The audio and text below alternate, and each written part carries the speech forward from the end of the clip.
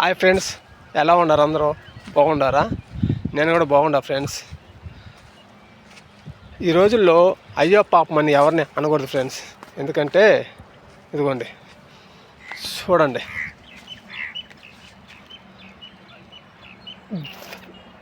దారి లేదు, దారి ఎటు తోలుకోవాలంటే దారి ఇస్తే